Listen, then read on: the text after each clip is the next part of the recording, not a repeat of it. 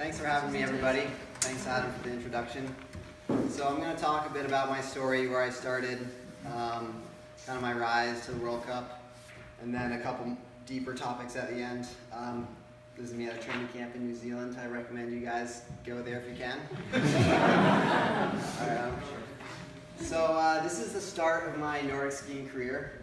I started ski racing freshman year of high school at BHS. This is my first race ever at Mount Hor.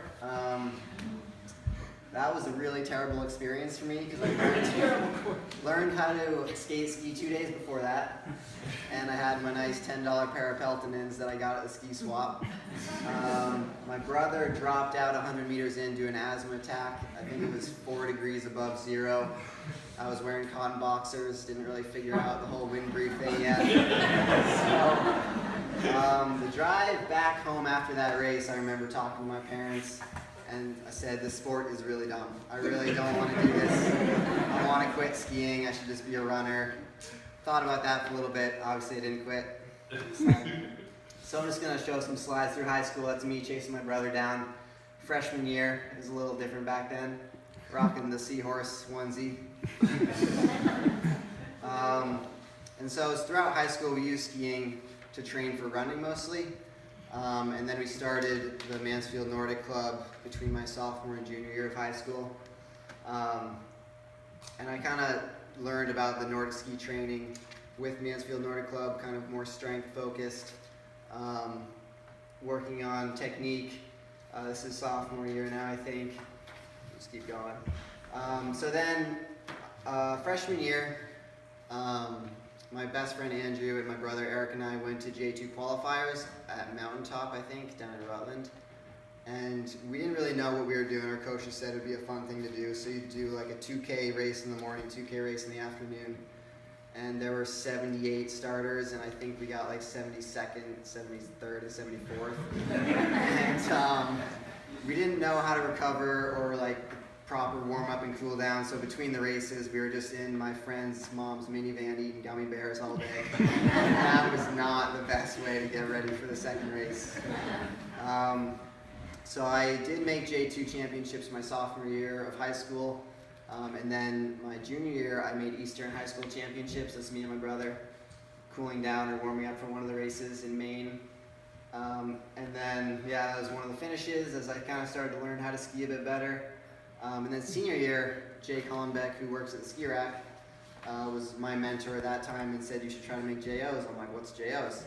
He said, it's this kind of junior national championship. So he drove me around to some of the qualifying races. And I just went to distance races to try and qualify.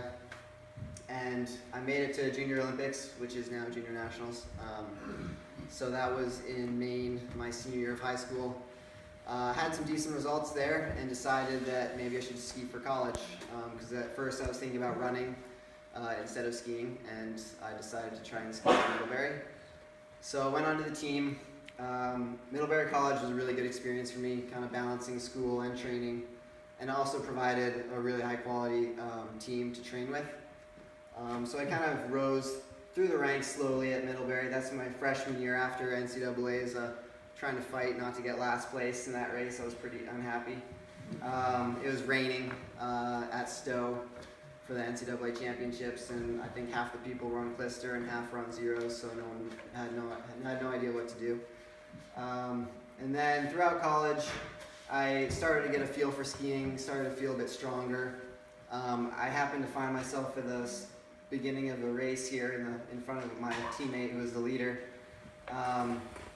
And then I qualified for NCAA championships 4 years in a row, which I was really proud and lucky to be able to do. And as I got to become a junior and senior, I just kind of got a little bit better every year. Trained hard, focused on my skiing, tried to balance it with school as much as possible. And then this is my junior year NCAAs. I skied the race of my life. We got 4th at that race. Behind 3 European skiers for Western and Alaskan schools. And then I thought after that race maybe I could ski after college. And so senior year of college, I went to U.S. Nationals in Soldier Hollow, Utah, and had another few good races and qualified for U23 World Championships in Italy. So that's me racing a bunch of Europeans during the 30K skiathlon. The race started out really well. I was cruising in the top 16, but then got a concussion and broke a pole within a few minutes of each other, and I finished it, but it wasn't my race. That was post-concussion, I think. Yeah, something like that. It was a really good experience. So first time being in Europe ever, first time racing Europeans, completely eye-opening how good and fast they are, and just kind of the culture around skiing. It really helps you appreciate and respect the culture that cultivates really great Nordic skiers, and you understand why the Norwegians and the Swedes are so good. So then I decided to ski professionally for the Sun Valley Gold team in Idaho. It was a good few years. My training suffered from injury, a little bit of illness here and there. Decided that Sun Valley wasn't really the right choice for me for a lot of reasons, and then I decided to come back to Vermont to ski for the Craftsbury Green Racing Project, which is who I ski for now. And that was a really good experience. The support that Craftsbury has for their professional program, I think, is unparalleled in the United States. This is us at a training camp skiing on a man-made loop in a parking garage in Slovenia, which is one of those unique experiences that I don't think you get to do very often. And then, so my first year in the Green Racing Project, I had the race of my life in Soldier Hollow, Utah, and won U.S. Nationals in the 30K. That was a really good day, and my parents were there to see it, which was a really good experience. I was really proud that they could be there. And then I qualified from that race to race on the World Cup, which was my first World Cup experience. This is a city sprint in Drammen, Norway, so we kind of like go up and around the church, back down, and the streets are lined with Norwegians screaming in Norwegian, very, very loud. That was quite the experience. I think it's just so different than American racing. You know, you go to even Soldier Hollow or Craftsbury, and there's a bunch of parents and friends and people, but you go to Norway and it's like, it's on TV, it's in the bars, and everyone has their favorite, you know, Petter Northug or Klæbo now, and their favorite skiers. And like warming up next to them, you want to take a photo of them, you want to ask them for an autograph, and I have to like, okay, I have to race this guy right now. So it's kind of, it takes a while to get used to. They're pretty impressive to see in person, just, you know, being so awestruck by them, but at the same time, you know, they all have their bad days too. And I passed Polterainen last year, who's one of the top Kazakh skiers, because he just had a bad day, and when those guys have bad days, they just kind of walk it out a little bit. So it's kind of fun to pass those guys. This is last year in Dresden City Sprint. So as you can see, skiing is a bit more popular in Europe. I'm getting my transponder chips and bib and all that, and that's just like a crowd of people watching this little city sprint. So that's where I'm at now. I've had some good World Cup experience. Now I'm going to talk a little bit kind of about what I do day in, day out, yearly, training, stuff like that. Hopefully it's not too boring. So I started in the 300 to 400 hour range training. I didn't really know anything about hours until college. You're supposed to increase your training 10% each year, but in college I kind of ramped it up pretty quickly, and then in Sun Valley I had some injuries. I was only training in the 500 to 600 hour range. My coach at Craftsbury thinks that every male skier should be training minimum 800 hours to be competitive. So I made an enormous jump to 830 hours that year, which required daily naps to recover from all of the training. And then I'm trying to keep it around 8 to 850 for the year. I find that it's a pretty good balance to stay recovered and also increase fitness. You can go for it. So this is kind of a breakup of yearly training. Mostly it's just easy distance, level 1 workouts that you guys are all familiar with. Aerobic threshold and racing and hard intervals are kind of even at the end of the year. A little bit more threshold, and then we do a ton of strength. So this is last year's training. With Craftsbury we do strength 2 to 3 times a week, and I think the technique focus that my coach uses is very strength focused, so we do a lot of weightlifting, which I think has helped my skiing tremendously. So I'm not just going to read through it, you guys can read about it, but our training cycle generally is 3-week cycles, 2 hard weeks, 1 easy week, 1 rest day per week, with some intervals and strength, always paired on the same day throughout, and then you kind of mix it in with easy distance training. We tried a 4-week cycle this summer with 3 hard weeks and 1 easy week, but I found that you just get way too tired, the quality goes down personally, so I decided to go back to the 3-week cycle. Race season, you kind of just do whatever you can to race as fast as possible. If you don't have a race for a few weeks, you might try to fit in a training block because you're training way less when you race to try and not get sick, and you're traveling a lot too. So this is an example, like summer hard week, 2 workouts a day, 2 to 3 hours a workout. Distance with speeds, technique focus. Whenever we roller ski, we do video analysis afterwards with our coach. Something that Adam was kind of talking about with the iPad. Video analysis is really important. So we do that almost every day.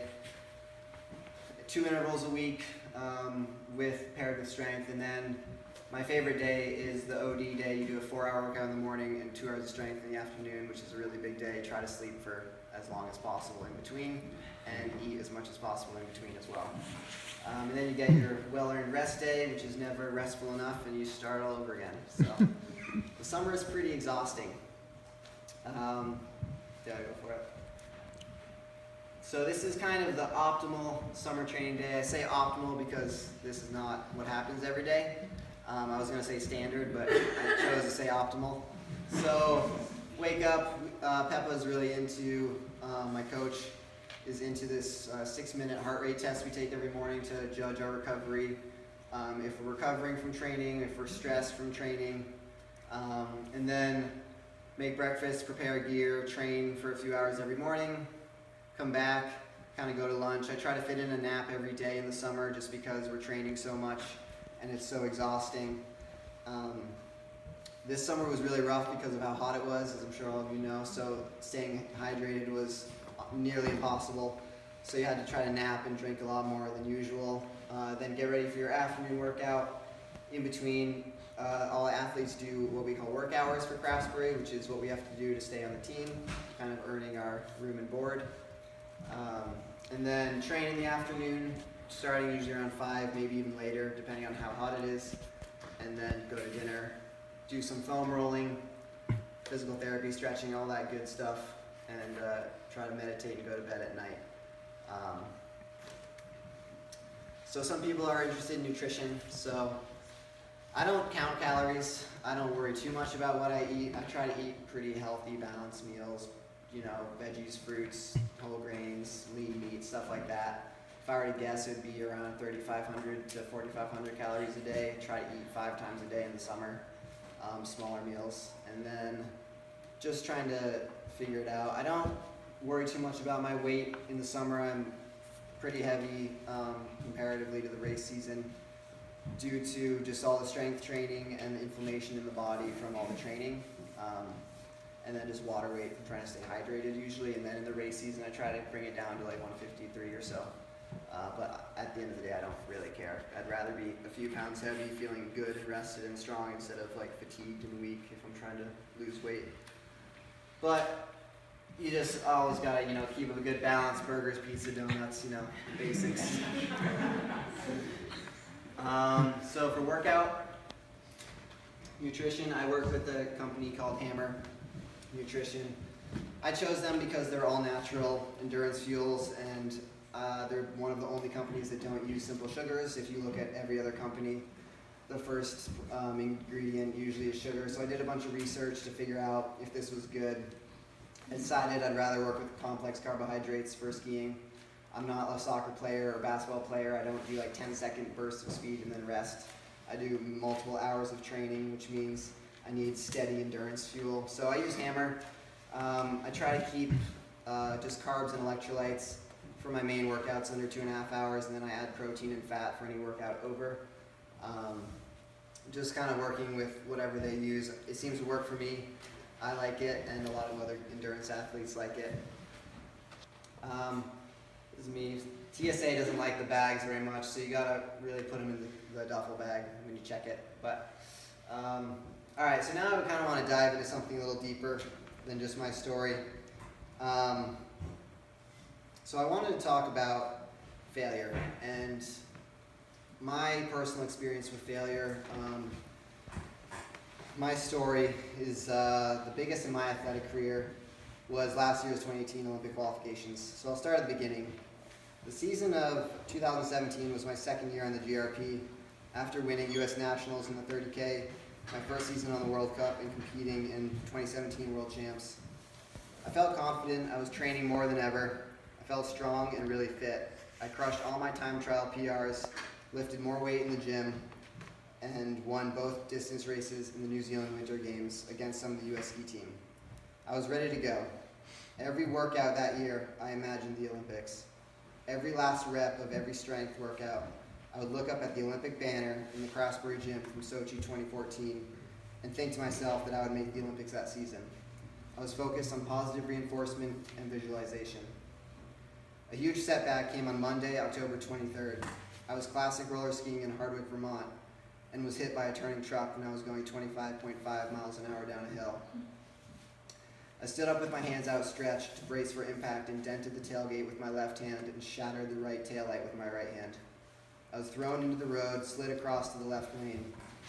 The first thing I thought of was to get off the road as soon as possible, so I crawled on my hands and knees to the grass. My right pole was snapped in half and I felt liquid dripping down the back of my legs that I thought for sure was blood. I stood up shaking from shock and checked my helmet, took it off and inspected it. Then I pat down my whole body. I couldn't believe what happened. I didn't break any limbs or hit my head. The liquid pouring down my leg was water from my broken water belt, which took the largest part of the fall. I'm lucky to be alive. I did, however, suffer a partial tear in a tendon to my right rotator cuff and partial damage to my upper bicep and anterior deltoid in my right shoulder, along with some nice road rash on my hips and knees. I couldn't use poles for nearly 3 weeks and couldn't lift weights for almost 3 months. I got an MRI, saw a chiropractor and physical therapist for weeks after that. I was determined that this wouldn't stop me from making the Olympics. I had come too far. I did everything I could and healed as quickly as possible. Luckily, force pulling down and back didn't hurt my shoulder when force pulling up and away did, so skiing was okay. A month later, I raced the Super Tours in West Yellowstone, finished second in the skate sprint and third in the 15K Classic. I had decent races in the following Super Tour and secured my overall Super Tour lead for Period 1, qualifying me for Period 2 World Cup in January. I was right on schedule for my plan. I was going to go to U.S. Nationals, hopefully do well in the 2 distance races, and qualify for the Olympics. My plan was to fly from Alaska to Germany for the World Cup and then fly from Germany to Korea for the Olympics. I flew to Alaska with my team for U.S. Nationals in early January. I was feeling pretty good, but extremely nervous. The pressure was building inside my head, but also everywhere on social media, with interviews, and from literally anyone and everyone who asked me about the Olympics. I was confident, on track, and I knew I had the consistency, strength, talent, and skis to get me to the Olympics. I simply had to not mess up, not get sick, and not get injured. I don't want to sound cocky, but I just had to do what I usually do, have a good race, and would likely go to the Olympics. As we all know, that did not happen. I had a bad race in the 15K skate. The conditions were slow and soft. I was wearing the yellow leader bib and had a lot of pressure and expectations. I finished in a disappointing 14th place. I knew qualification would come down to the 30K Classic, the event I won the year before. I always knew in my heart that it would come down to the 30K. I didn't want it to because of fear of failure in an event I had so much pressure for and history of doing well in. I can't explain the pressure I was feeling in the days before the 30K. I was so nervous I wanted to quit skiing. I was so uncomfortable, anxious, and basically just freaking out. However, I did do what I could. I was meditating every day, journaling every night, trying to stay focused in a hectic race environment. The night before the race, I was scared. I kept asking myself, what if I failed? What if I don't make it? What will I do and how will I go on? Now, to be clear, this is not how you want to mentally prepare for a race. I knew this was dangerous to think, but the pressure I built up on myself was unbelievable, in addition to the pressure from everyone else and people telling me I had to win to go. I actually just needed a podium to make the Olympics. I knew winning would be really hard, but third place gave me a nice mental buffer in case I lost in a sprint. But you have to remember, the fittest skiers in the country, with the most pressure of 4 years of training, are all towing the line trying to beat me. Scott Patterson and Noah Hoffman came back from the World Cup to race and qualify. Scott is incredibly dangerous in long distance races, as is Noah, Kyle, Tad, Eric, Brian, Adam, David, Kevin, Rogan, Jack, Matt, and 15 other guys that didn't have their day. I did my warm-up as well as I could.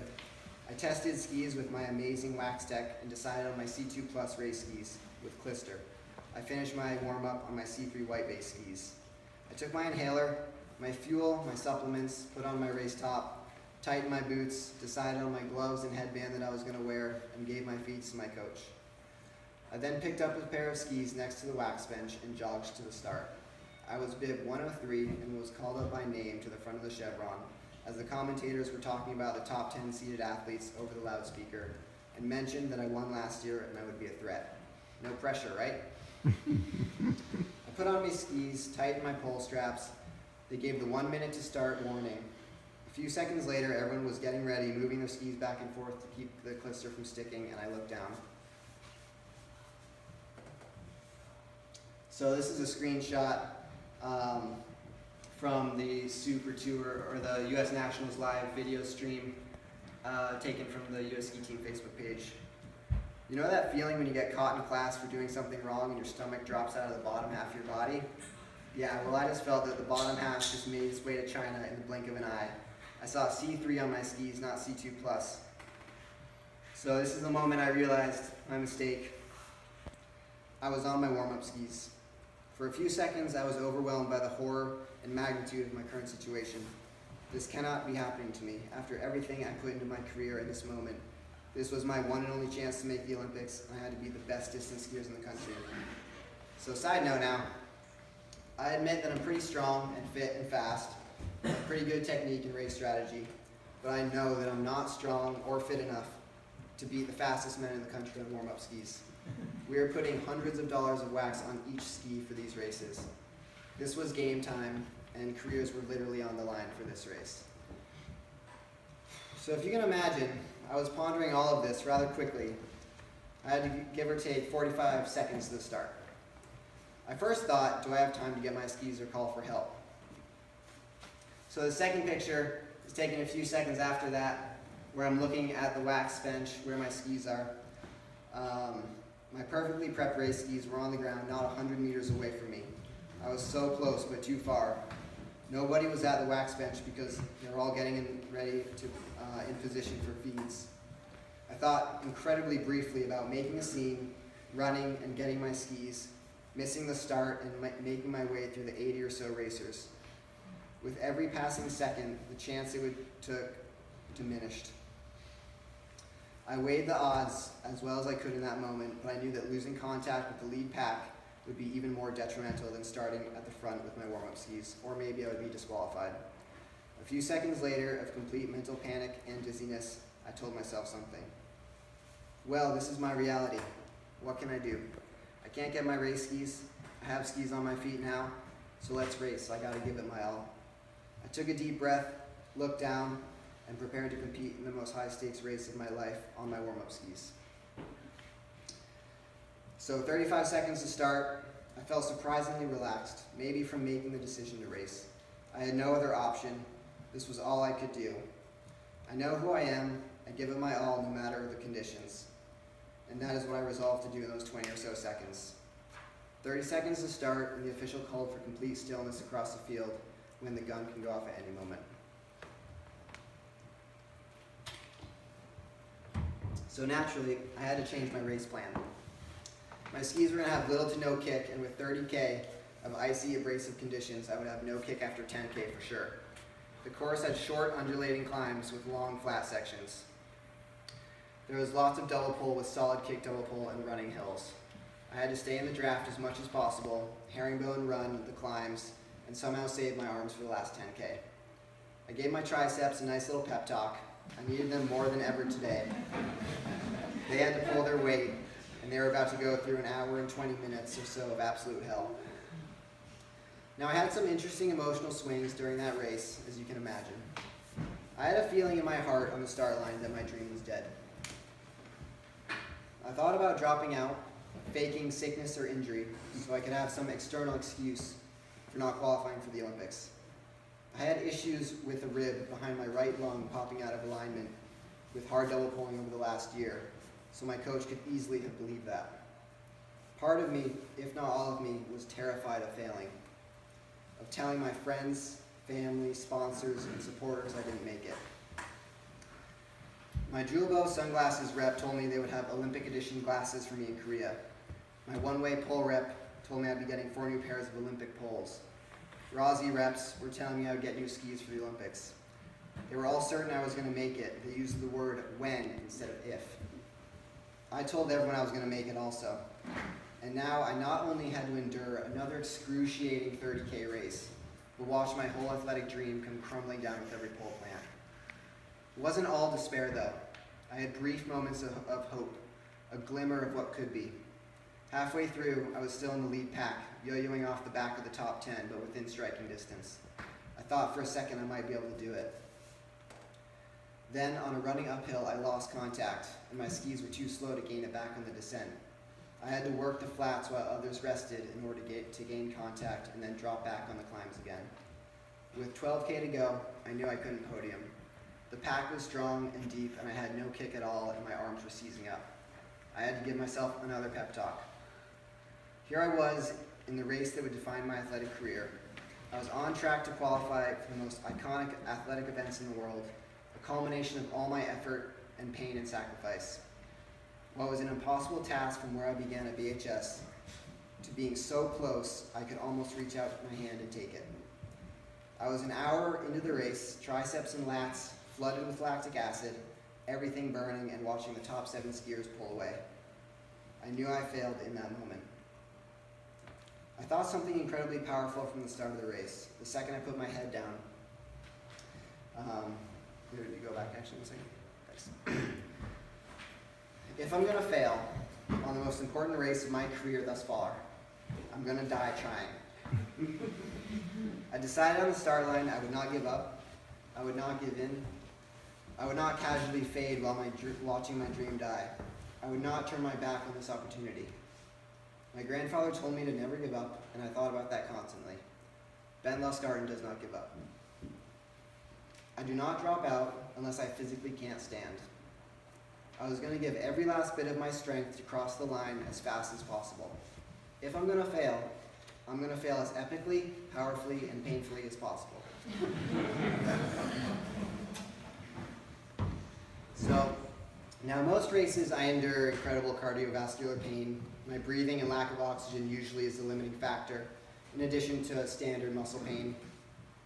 However, with this course profile and being limited to double pole for the last 20K, it was muscular fatigue that limited me. I was breathing hard and going a bit cross-eyed, but not quite tunnel vision as I usually do during my best races. My triceps started to seize and lock up, so I focused my energy on my lats and abs. Then those locked up, so I tried to jump forward on my double pull with my quads and hamstrings. Then those seized up. So then I just kind of looped around those muscle groups as much as I could to spread out the load. I did the best I could. I was smart. I drafted as much as possible and made time where I could. The last 5K loop had long, gradual climbs I wanted to stride but couldn't. I was out of the tracks, herringbone running, losing contact, and watching my dream die as my arms couldn't push anymore. I wouldn't give up. I kept pushing and gasping for air, willing my arms to push just a little bit more, telling myself I had to keep going.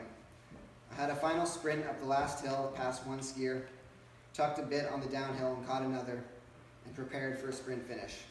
I was battling my teammate Adam. I turned the last corner with 100 meters to go and saw the top 5 or 6 people finish in a pack. My dream was officially dead. I went as hard as I could, was outkicked by my teammate, and finished 10th, 8.9 seconds from qualifying for the Olympics. I don't remember if I collapsed at the line. All I remember is going to my race skis that were sitting perfectly still in the snow next to the wax bench and holding onto them tightly for a good 10 minutes. I failed to qualify for the Olympics. I was so close I could taste it, imagine it, and prepare for it. That day I raced the best I could. To be honest, in retrospect, it wasn't a bad result considering my ski choice. However, I was not focused on the 100 little details that truly makes athletes great. Successful people are not made in huge steps of glory, but many, many small, mundane choices made well every day. 100 small tasks done well for years. I was so focused on the pressure, my nerves, my competitors, and the race ahead that I didn't think about picking up the right skis off the ground. I chose the right skis to race on, the decision was made, but I physically didn't pick them up. That was my 4th year being a pro skier, 11th or so year skiing competitively, and the first time I ever raced on warm-up skis. If I just focused on the small yet crucially important details, things could have been different. I don't like to waste time and energy thinking about what could or should or would have been, but I'm confident that I could have gone 8.9 seconds faster with perfect blister and high fluorocarbon race wax.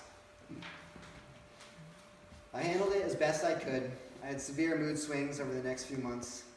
5 days after that race, I was in Germany preparing for the World Cup races, where I was drafting Clabo in a team sprint in Dresden, trying not to step on his pole tips. I had ups and downs. I meditated and journaled daily in order to try and maintain a relatively stable emotional keel, but I struggled immensely. Keeping a firm grasp on reality is important in those highly emotional circumstances. I'm embarrassed to have made such a simple yet critical error, but I made a choice and did the only thing I could. I had raced as hard as possible given the conditions I was in. Yes, my Olympic dream was on the line, but at the end of the day, it is simply a race just like every other race. Maybe if I treated it as any other race, I would have remembered my skis. Being a great, consistent athlete has to do with remembering the small details, but also just doing your best and believing in yourself. I did what I do best. I raced hard. I like racing hard and pushing myself, and I tend to be pretty decent at it. I made a decision to stay true to myself in that race. I did not give up. I faced my greatest athletic fear by going as fast as I could towards it. Hit it head first, and I failed as honestly as possible. I did not shy away, slow down, or turn back. It hurt like hell in every way, but the least I can say is that I can live with it now. I will never have to ask the question, what if I went harder? I went as hard as I could, and I can rest assured that I could not do anything more given the circumstances I was in that day. So now I'm going to talk a little bit about relationship with pain as an athlete. This is from high school, running at Thetford, back in the day. That race was yesterday. Yeah? Well, not yesterday, sorry. There was a last year, a little bit. There was the New England was. Oh, okay. So now that we've delved a bit into pain, I want to talk about your relationship with pain as an athlete. You are all endurance athletes, which means you hurt yourself for fun and early on weekend mornings. Why? Why would you do that to yourself? I've been searching for answers to this question and similar questions throughout my athletic career. I actually have been using my professional ski career to search inside myself to see who I am and why I do what I do. There is a drive inside of me to ski and to push myself, as I'm sure there is inside of all of you, which is why you're here tonight. What I learned about physical pain, endurance, and acceptance actually has helped with a lot of pain in other forms of life, relationships, academics, social situations, and self-judgment, etc. What I've learned about physical pain in racing, and looking back at my best races, was how relaxed I was and in the moment I was. I don't really remember much during my best races because I wasn't thinking about anything really. I was just skiing as fast and as hard and as well as I could. This is commonly referred to as flow state in sports. I wasn't thinking about my gear. I wasn't thinking about my competitors. I was not thinking about my time or pace or speed or effort. I was not thinking about trying to impress some cute girl or proving myself to my coach or teammates or making my parents proud. I was not thinking about prize money or points, qualifications, or who I had to beat. All I thought about in those good races was skiing the next 5 meters as fast as possible, using all the strength, endurance, and skills that I had, and then the next 5 meters, and the next 5, until I slowly lost peripheral vision, and at the end of the tunnel was hopefully the finish line. You know how coaches say to always treat the finish line like it's a few meters past the finish? I disagree. I think you need to be dead 3 meters before the line because then you know you gave everything you had. You need to literally be falling down across the line because that lunge you throw, that's you falling down. I find that when I am tense or anxious, either physically, mentally, or emotionally, I can't endure as much pain. I can endure a lot of pain, but not as much as I could when I'm relaxed and calm. I have finished many races and even won big races, not enduring as much pain as possible. Sometimes I think about who I need to beat, how many seconds ahead or behind him I am. Occasionally that makes me go a little bit faster, other times not. But my very best races are when I am completely relaxed, skiing within myself and not worrying about anything or anyone else.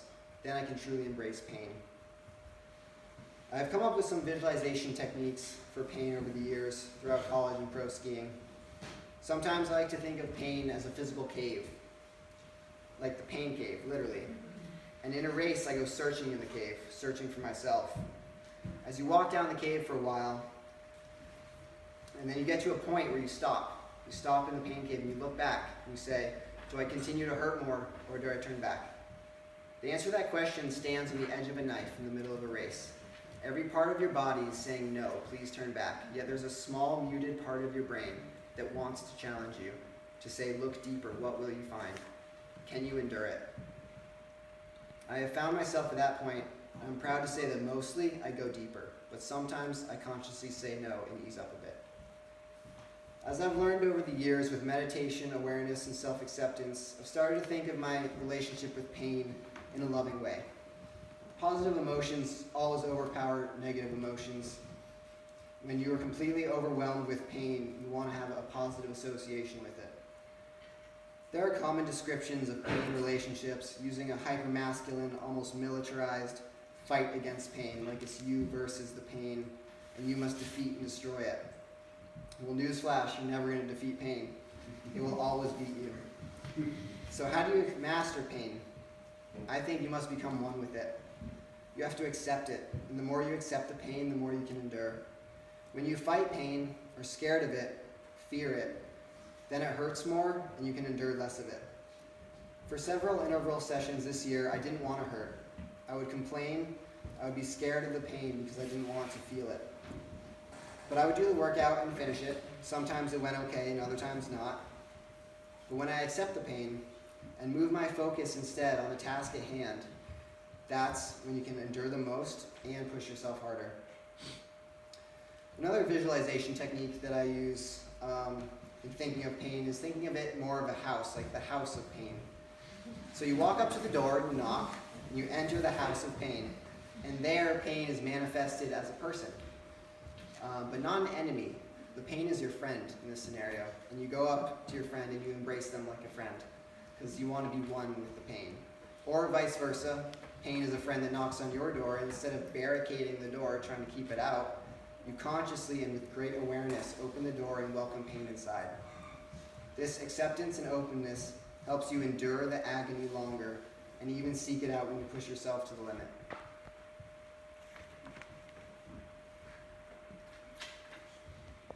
Your relationship with pain is what makes you an endurance athlete. The greatest misconception of endurance racing is that you're racing other people. You really aren't. You're racing yourself. The only person in the whole world that is pushing you is yourself. And the only person stopping you is also yourself. People race in order to beat other people, to boost their ego, make money, fame, etc. But when you are on the starting line, you will only go as hard as you make yourself go. When the gun goes off, you are in control of your choices. You don't have to ski when the gun goes off. You could just stand there if you want. Needless to say, there's a lot of pressure from the official and your teammates behind you that want you to ski. But you're making yourself go, just like you're making yourself hurt. Make sure to always do it for yourself. It sounds selfish, but it isn't. It is the truest action you can perform and the choice you can make. When you race, it is your freedom of expression of yourself, to yourself and nobody else. Everybody wants to win, but what feels so much better is finishing a race knowing you gave it your all, searching for yourself deep in the pain cave, and sometimes finding something you didn't expect, something you're proud of. Only one person wins every race, yet many others finish and start the next weekend again and again. Some never win, and they are still happy and proud to push themselves as they should be. If anything, winning takes the true glory out of endurance sports by creating a powerful ego, wanting more money, fame, and external validation. That is not what endurance racing is about. I recently thought of this concept about racing, and I think it's pretty powerful. Every time you're on a starting line, you're asking yourself a question. Every finish line you cross, you answer that question. Am I courageous today to push myself past any limit I thought possible, to chase pain, embrace it, and see who I am? Or will I succumb to the discomfort and fear and doubt? The voice in your head that says I can, and the voice in your head that says I can't are both right. Own the choice for what it says. From my experience, positive self-talk, internal focus, staying relaxed and calm, and acceptance will increase your tolerance and ability to handle pain. Fear, doubt, external focus, and anxiety will inhibit your pain tolerance. One of the best races of my life was 2013 NCAA's 10K Classic, where I finished 4th. I was so in the moment, I barely remember the race. I was so focused on skiing well and fast. I was maxed out on the top of every hill and recovered just enough on the downhill to max out again, and again and again over the whole 10K. I had no idea how well I would do. I got into the black tunnel vision, collapsed across the line, and gave everything I could. I knew I hurt more in that race than almost any other race in my life, but I honestly don't remember it. It consumed every cell in my body. Every part of me was hurting from oxygen debt, but I wasn't focusing on that at all. If I thought about how much I hurt, I would have had to ease off and slow down. Focusing on pain gives it power, and your brain automatically wants to avoid that. Staying in the moment with your awareness completely on skiing will let you accept and embrace pain, as well as letting it go without thinking of it. Now, I'm still trying to figure out what this all means in life and why I'm doing it. I don't have any answers. I'm just learning every race just like you all. I find it fascinating to explore pain. Pain is something humans naturally want to shy away from and avoid, and yet here we all are seeking it out. I think we must be one of the only species on Earth to seek pain for fun. Why? What are we gaining from that? It's not about survival or finding mates or continuing the human race. It's much deeper than that. It's an inward journey, something only you can do.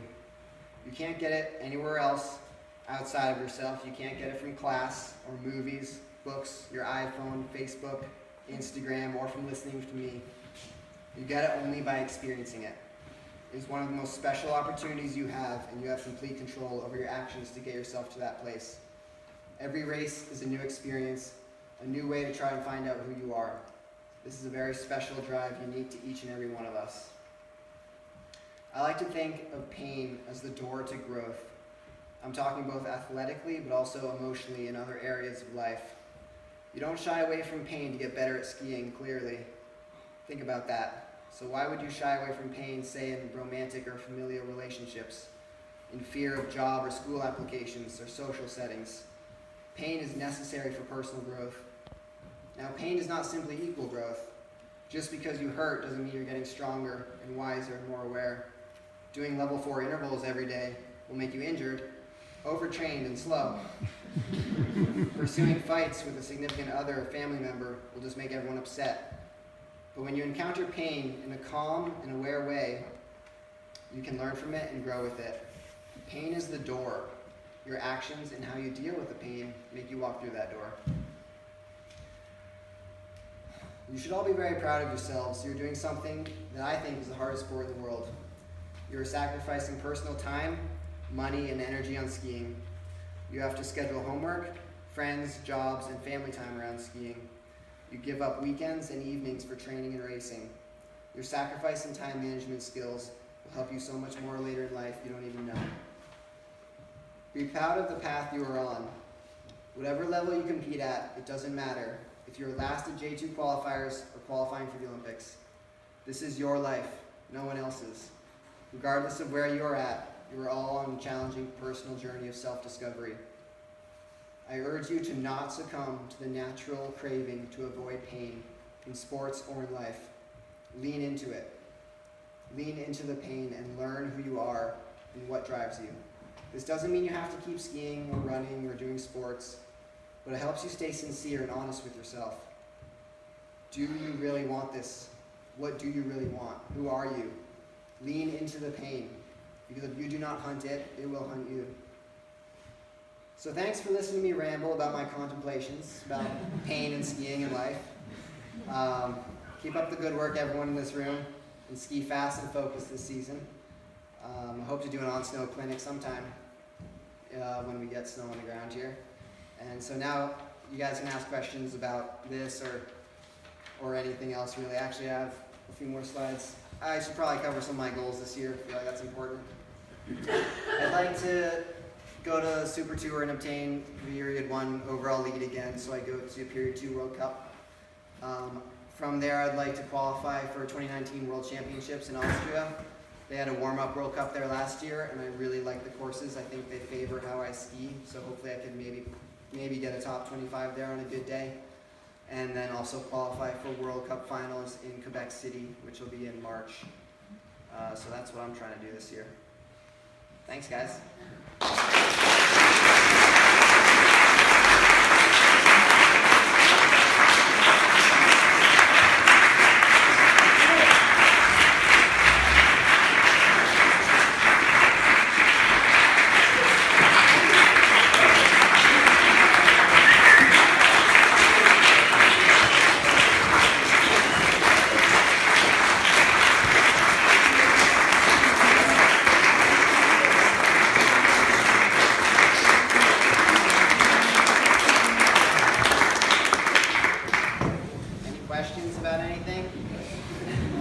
Doesn't have to be about what I talked about. Yeah, Adam. How can people donate to you to help you? There's a donation button on my website, or you can write me a check, or I won't say no to that. Your pockets are open. Yeah, exactly. What's your travel schedule for training and racing? So tomorrow morning we're going to a training camp in Montmorency, Quebec, for the week, and then we come back on Friday, and then the following Tuesday I fly to West Yellowstone, Montana, where we're going to do a warm-up FIS race and then the first Super Tour. And then from there we go to Silver Star, British Columbia for the second Super Tour. It's also a Canadian NORAM. And then from there I come back, hopefully having qualified for Period 2 World Cup. I think with Period 2 World Cup starts, I get Tour de Ski starts, but that's during U.S. Nationals. So I have to balance out and figure out if I want to go to Nationals or Tour de Ski and how to qualify to World Championships from there. How many days have you been on snow so far this year?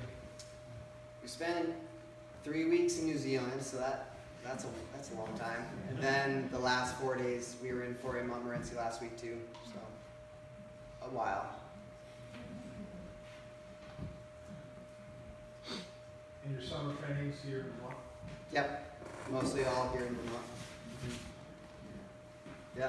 Oh, sorry. What kind of projects do you like? You're talking about like the projects you do at Crossford. What like are those about? So they kind of range from everything from like some manual labor, just working out and helping around the center, like mowing and weed whacking and kind of fixing things that are breaking. I also coach mountain biking on Wednesday afternoons for a junior mountain bike program at Craftsbury. I help maintain the bike fleet. I write blogs for the center and for the green team. Just a bunch of random jobs. Anything they need help, they kind of send an email to the skiers and we can help out from there. How does your mountain bike racing fit into your training? So Peppa doesn't love mountain biking because of the injury factor, but I find that if I run too much, I get injured a bit more easily, so I try to mix, I run a lot anyway, but I try to mix mountain biking in it as well, because when I don't crash, it is a good way to stay injury-free. I joined the 1K to Go cycling team based out of Burlington, and did a local semi-pro mountain bike circuit this summer that was pretty fun. I just try to race on the weekends and ride my bike for my distance workouts, but for all the interval workouts, we do roller skiing or uphill running. So. What did you do with the knowledge that you have this great degree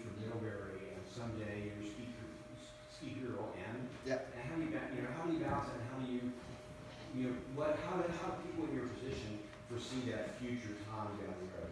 That's a good question. I get that a lot. I studied physics at Middlebury College, so I'd like to go into engineering in the future or teaching. I'm not really sure yet. So I don't really know. It's kind of on hold at the moment, but I would like to kind of pursue engineering, either getting another degree or doing an internship at a firm, something like that. So assuming you're going for the next Olympic, more American earlier, Beijing, but yeah. so with your knowledge that you've gained and your failures, what's the number one thing you'll do different next time? Well, it's interesting. Every race I try to stay really focused and relaxed on the race, and I'm successful maybe 50% of the time, because there's just so many external factors that kind of distract you from racing, and so much pressure, especially when you're on the World Cup. You're so self-conscious kind of being around those guys. So I just try to take it one race at a time, stay really focused and in the moment. And I find that my best races are when I'm not thinking about anything at all, but it's kind of hard to try to not think about anything at all, so you start thinking. So I just take it one race at a time, one season at a time, and kind of see where it gets me. How do you deal with the pressure from the night before the race to the gunfires? Like, what's your? Sometimes it's a nightmare, like that story. But usually I try just to stay focused on like what I can do to be better. So I should make sure I'm hydrating. So I try to drink more water, or like I try to foam roll and stretch the night before the race and go to bed at like 9:30. And then just stay focused on all those little tasks that lead up to the race, and then it's not a huge deal. It's when you find yourself thinking just about the race for hours at a time in the future, it really doesn't do anything except freak you out and make you unfocused, and then you're not thinking about picking up your skis, you're not thinking about your warm-up or like what fuel you're putting in your body, stuff like that. So just the little tasks that kind of take you to the race start is the best way to get there. And what are your best distractions? To help you with what you're doing. That's a good question. I usually like watching some TV shows or movies just so I don't have to think about racing.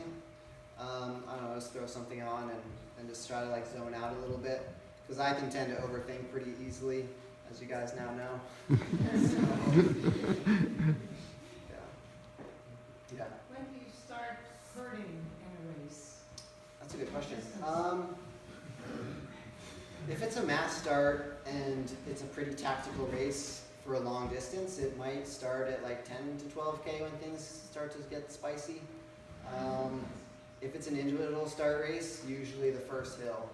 I'll try to hit the red line 5 minutes in and hold it for as long as I can. I used to race differently in high school and college, starting slower and going faster. But in the professional field, it seems you have to start out about as hard as you can go and then just recover as much as possible to maintain the speed, so you don't lose time in the beginning. I think they say go out fast and pick it up from there. Yeah. Go out as fast as you can and then go faster. Yeah. How close is your max heart rate to the classic 220 miles per age? It's pretty close. I'm like around 195-ish. I don't see it get that high almost ever, but in my races, usually high 180s, maybe low 190s. For how long? Like 20 minutes. 20 minutes of high 180s? Yeah. Ouch. Yeah.